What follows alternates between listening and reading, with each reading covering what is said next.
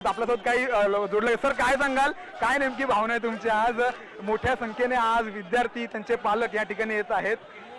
इतक्या दिवसानंतर विद्यार्थ्यांना यश मिळालेलं आहे. खरं तर हा विद्यार्थ्यांचा विजय आहे आणि हा देशाचा विजय आहे. हुकुमशाहीला तरुणाईने दिलेला हा एक खूप मोठा धडा आहे. यावरून देशातल्या सरकारने हे ठरवावं की आम्हाला हुकुमशाही करायची आहे की जनतेच्या तरुणाईच्या विचारांप्रमाणे पुढे चालायचं. शहाणपण वाटतं का? कारण जर काही आधीच सरकारने केलं असतं तर मुलांवरती लाठीचार्ज केलं नसतं सरकारने, मुलांना एवढा त्रास झाला नसता. मुलांवर लाठीचार्ज करणं हा तर दुर्दैवच, पण खरोखर हा उशिरा आलेला शहाणपणच आहे. याला दुसरं काही नाही. उशिरा आलेला शहाणपण म्हणजे नीट ज्या वेळेला पेपर फुटी झाली आणि याची चौकशी झाली त्याच वेळेला जर शिक्षण मंत्र्यांनी काही हे केलं असतं, काही 2-4 शब्द त्यांचे विचार मांडले असते तर बहुतेक एवढं मोठं आंदोलन झालं नसतं, विद्यार्थ्यांना रस्त्यावर उतरावं लागलं नसतं. असं आमच्याशी बातचीत केल्याबद्दल. तर हे सर्व जे विद्यार्थी आहेत या ठिकाणी एक लहान मुलगी देखील आपल्या इथं आलेली, आपण तिच्यासोबत बातचीत करत. काय सांगशील, आज रविवार आहे, झोपायचं असतं, फिरायला जायचं असतं, तू इथे कशासाठी आले? प्रोटेस्ट करायला, ते अभिजित सरांचं काय झालेलं त्याच्याबद्दल. आता तर आपण जिंकलेलो आहोत, विद्यार्थ्यांनी जी लढाई लढली होती ते आता जिंकलेले आहेत. तू आता या ठिकाणी कशासाठी आले? त्याचं सेलिब्रेशन वगैरे करायला. तुला झोपावं नाही वाटलं की आज रविवार आपण मस्तपैकी कुठेतरी मम्मी पण सोबत फिरायला जाऊया? 16 तारखेपासून मी पार्टी आहे त्यांच्यासाठी. तू कितवीला आहेस? 5वी. ओके. मोठे होऊन काय बनायचं तुला? काय म्हणजे एक डॉक्टर किंवा पायलट. त्यांचे पालक देखील आपल्यासोबत जोडले गेलेले आहेत, आपण त्यांच्यासोबत चर्चा करूया. काय सांगाल सर, काय नेमकी भावना आज इतक्या दिवसानंतर यश जे आहे ते विद्यार्थ्यांना मिळालेलं आहे? तुम्ही तुमच्या लहान मुलीसोबत या ठिकाणी आलेला आहात. एक्चुअली जे यश है मिलना चाहिए, आगे जाके उसी के लिए लड़ाई लड़ी है जेनजी ने, तो उसको आना ही चाहिए सेलिब्रेट करने के लिए. इसके लिए हम उसको यहाँ पे लेके आए हैं. हम उसको क्रांति गीत भी सुना रहे हैं और इनकलाब के नारे भी सिखा रहे हैं अभी से. क्या बात है, इसकी ज़रूरत है अभी फ़िलहाल सिस्टम को देखकर. बिल्कुल बहुत ज़रूरत है, क्योंकि जिस तरीके में यूथ को और एजुकेशन सिस्टम में इतना बड़ा झोल है, यूथ को कोई समझ ही नहीं रहा था, कुछ भी नहीं था. इतनी प्रॉब्लम्स हुई, 22 बच्चे मर गए, उनके नाम एक भी बार नहीं लिए मोदी जी ने, तो फिर अब आना पड़ेगा सड़क पे. कितने साल का है आपका बच्चा? ये 13 मंथ्स का है. 13 मंथ्स का है. तो आप, जैसे कि आपने बोला कि इनकलाब भी सिखाते हैं, वंदे मातरम भी सिखाते हैं, तो ये बोल पाता है अभी? ये बोल नहीं पाता है, लेकिन वो हमें जिंदाबाद के लिए साइन करता है. वो हम अभी से उसको इसलिए सिखा रहे हैं क्योंकि हम उसको तैयार कर रहे हैं कि ऐसी गवर्नमेंट है तो आपको करना पड़ेगा. कुछ तो करना पड़ेगा. जिस तरह से यूथ यहाँ पर रास्ते पर उतर रही है, अपना लड़ा उन्होंने लिया है, तो इस पूरे मामले को देखकर क्या फील हो रहा है आपको?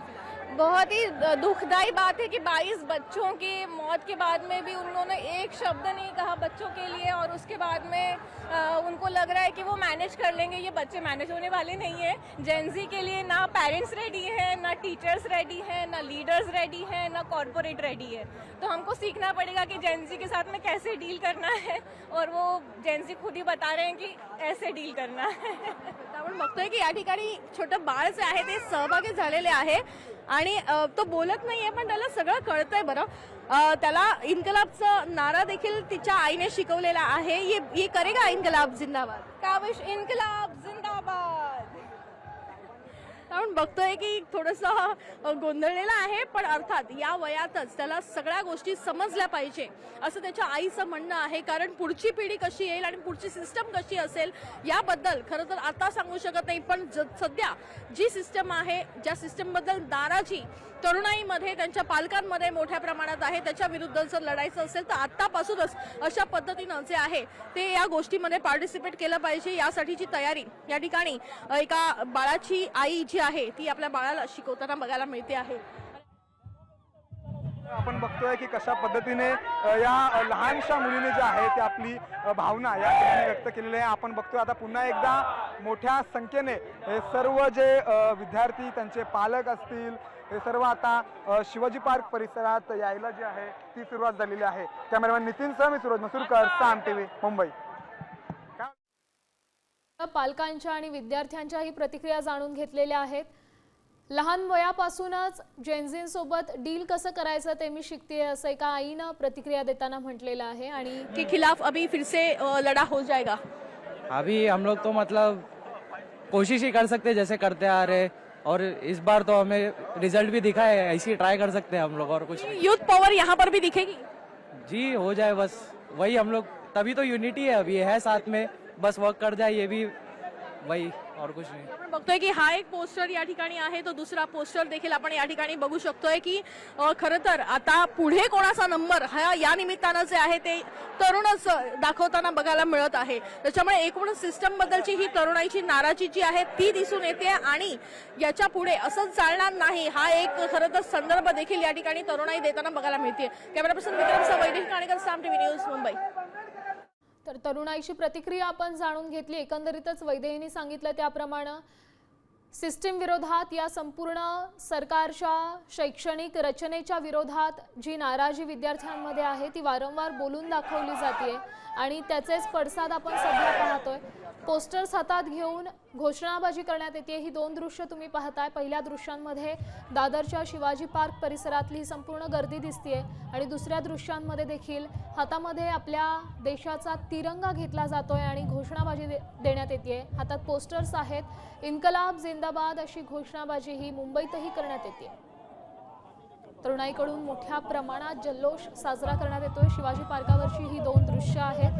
ठाकरे बंधूंनी विजयी रॅली, विजयाचा जल्लोष इथं आयोजित केलेला आहे। त्याचबरोबर दोघेही ठाकरे बंधू विद्यार्थ्यांसोबत यावेळी बोलणार आहेत। यापूर्वी आजच्याच दिवशी खरं तर मोर्चाचं आयोजन करण्यात आलं होतं, मात्र त्यापूर्वीच धर्मेंद्र प्रधान यांनी आपल्या पदाचा राजीनामा दिलेला आहे आणि त्यानंतर विजयाची रॅली, विजयाचा जल्लोष या ठिकाणी साजरा करण्यात येतोय।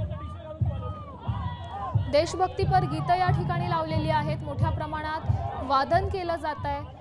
मुंबईच्या अनेक ठिकाणांहून, उपनगरातून, ठाणे आणि त्याचसोबत इतर आसपासच्या शहरांपासून शिवसैनिक मुंबईकडे येण्यासाठी निघालेले आहेत। ही दृश्य आपण पाहतोय, ही दृश्य आहेत मुंबईतली, दादरमधली शिवाजी पार्क परिसरातली ही दृश्य आहेत। कोणत्याही पक्षाचा झेंडा या संपूर्ण जल्लोषात कुठेही दिसत नाहीये। राज ठाकरे आणि उद्धव ठाकरे या दोघांनी सांगितल्याप्रमाणे आपापल्या पक्षाचे कोणीच झेंडे कोणत्याही पक्षाचे घेऊन येऊ नका, फक्त तिरंगा हातात असू द्या।